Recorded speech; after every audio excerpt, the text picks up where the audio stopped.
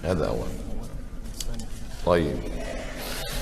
Perwarisan harta yang mengikut adat perpatih Datuk Perpatih Nan Sabatang dikatakan memihak lebih kepada wanita dan tidak menepati syarat.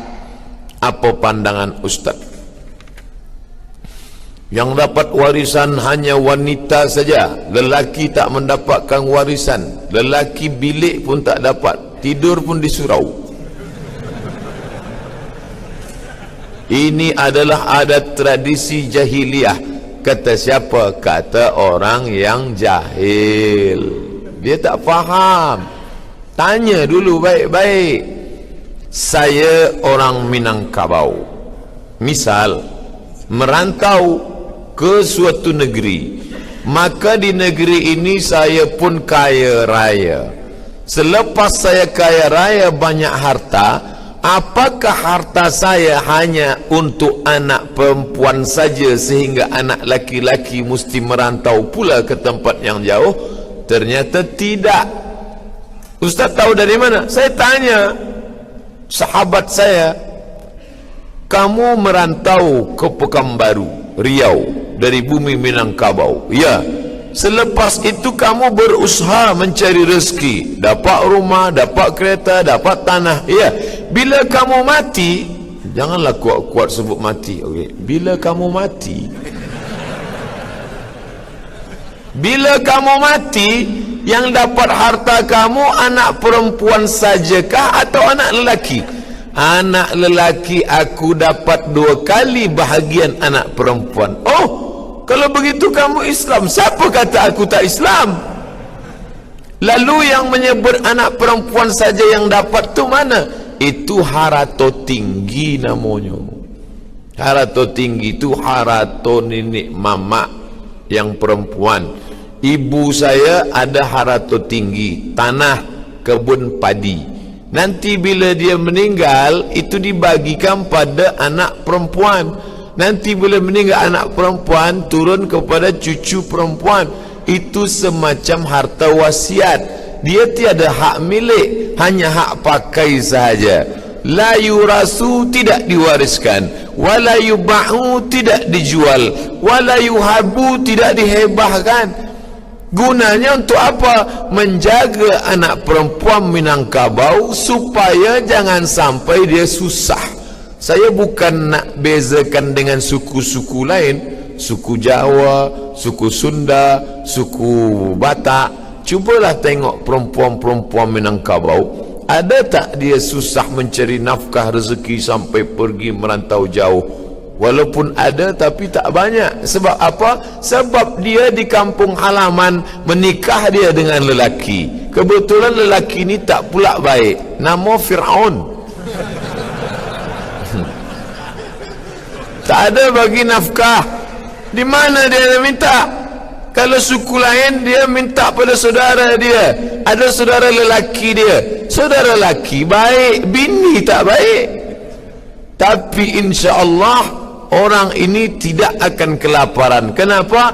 Ada harato tinggi tadi yang diwarisi dari nenek, turun ke anak, turun ke cucu. Itu semacam wakaf keluarga. Itu bukan saya yang bercakap bentuk itu.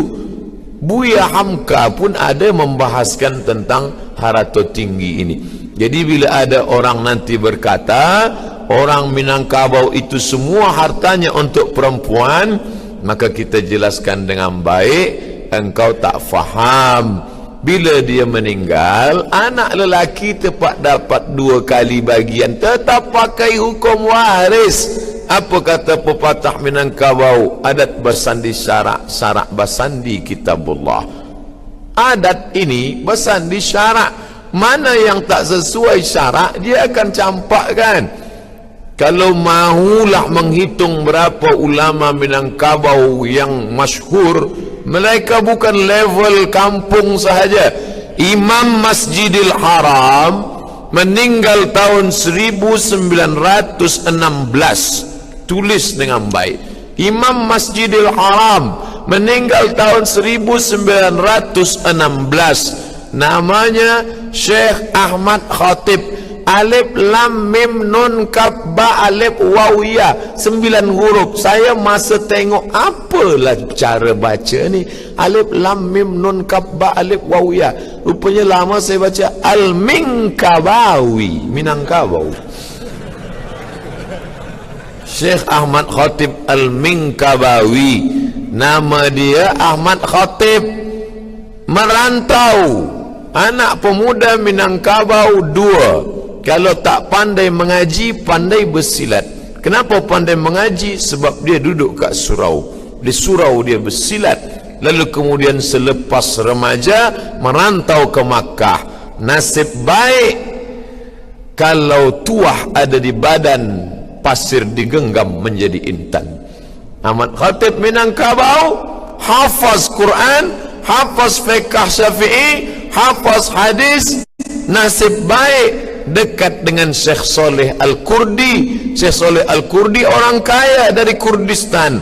Anak gadis dia pula cantik, menikah dengan anak Syekh Saleh Al-Kurdi. Selepas itu Syekh Saleh Al-Kurdi dekat dengan penguasa Makkah, Raja Makkah Syarif. Waktu itu dibawa ke istana, Syarif jadi imam. Allahu Akbar. Ditakdirkan Allah salah baca Quran, diluruskan Syekh Ahmad Khatib dari belakang. Diluruskan. Kalau meluruskan bukan kata salah tu imam, bukan macam tu. Bukan senang nak luruskan bacaan orang. Dia luruskan. Selepas itu bercerita dengan Syarif. Kata Syarif, engkau punya ilmu Masya Allah. Diangkatlah jadi mufti mazhab Syafi'i di kota Makkah Al-Mukarramah. Dan dia masyhur. Cari nama dia, kitab dia dicetak di Darul Fikri Beirut, Syekh Ahmad Khatib Al-Minkabawi. Manakala saya sampai ke Rabat Maghribi, saya belajar di Darul Hadis. Darul Hadis menerima pelajar penuntut ilmu 20 orang saja setahun. 15 orang Maghribi, 5 yang bukan Maghribi. Masuklah Tuan Syekh, jubah 2 lapis, pakai sorban. Masuk dia ke dalam, dia tengok semua pelajar baru. Dia tengok ada yang unik satu. Ini dari planet mana ni? Dia tanya saya, man anta? Masmuka? Ana Abdul Samad Syekh. Min aina anta? Ana min Indonesia. Hal ta'rif Syekh Yasin Al-Fadani? Al-Fadani, Padang. Hal ta'rif Syekh Yasin Al-Fadani? Kata dia. Saya jawab, araftuhu musnidud dunia, ahli sanad di dunia ini Syekh Muhammad Yasin Al-Fadani, meninggal tahun 1990, jawatan terakhir rektor Darul Ulum Makkah Al-Mukarramah. Semua sanad-sanad ulama pasti dalam nama Yasin Al-Fadani. Syekh Ali Jum'ah Mesir, Mufti Mesir, Syekh Ali Jum'ah. Dari mana dia dapat hadis? Tengok sanad Syekh Ali Jum'ah. Haddatsani Syekhi Syekh Muhammad Yasin Al-Fadani. Sekarang yang masih hidup di Kahira, Syekh Mahmud Said Mamduh menulis 7 juzuk kitab At-Ta'rif bi Awhami man qassama sunan baina sahih wa dhaif. Hadis-hadis yang didhaifkan Syekh Albani, dhaif, dhaif, dhaif, dhaif. Apa kata Syekh Mahmud? Bal sahih. Hadis yang didhaifkan Syekh Albani sahih, 7 juzuk. Tengok sanad hadis dia. Syekh Mahmud Said Mamduh dari siapa? Syekh Muhammad Yasin Al-Fadani.